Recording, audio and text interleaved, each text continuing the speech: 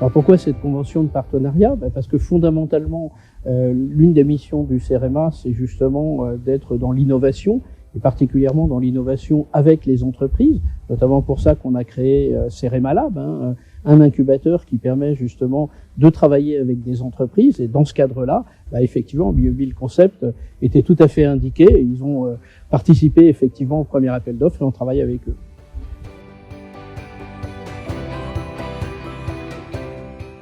Avec le CEREMA, nous travaillons sur beaucoup de projets ensemble, certains qui sont en perspective, d'autres qui sont actuels. Et donc actuellement, on travaille en Outre-mer sur un projet entre Guyane et Mayotte sur de la construction terre et biosourcée pour essayer d'avoir des bâtiments très performants au niveau énergétique. Et ça, c'est le CEREMA qui pilote. On travaille sur un projet de normalisation pour les granulats, pour les bétons végétaux. Aujourd'hui, ça passe par des règles professionnelles, etc. Donc, on veut avancer là-dessus. Et puis, je pourrais citer aussi un autre projet qui s'appelle Tikao. Donc, il y a un projet de valorisation d'un roseau qui envahit le fleuve Sénégal.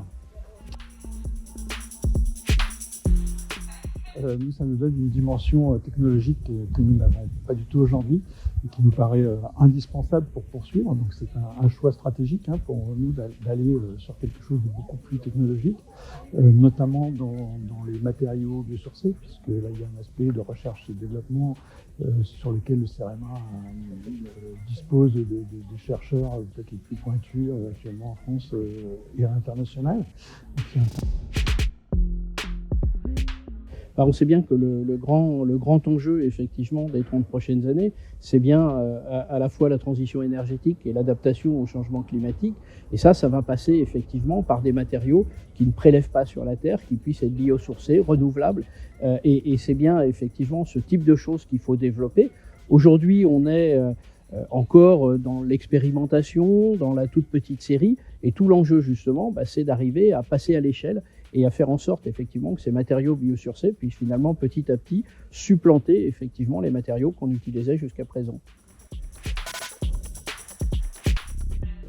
Très clairement, le CEREMA a une activité dans le domaine du bâtiment, notamment sur toutes ces questions d'efficacité énergétique, sur toutes ces questions justement de matériaux. Et c'est vrai que effectivement, notre fil conducteur, c'est bien justement ces questions d'adaptation au changement climatique. Et ça passe très clairement, évidemment, par des changements profonds sur les matériaux qu'on utilise pour rentrer effectivement dans des processus qui soient renouvelables, qui soient pérennes à long terme. Et donc, ça passe par les matériaux biosourcés. Et c'est pour ça que le CEREMA s'est fortement investi justement sur ces questions-là.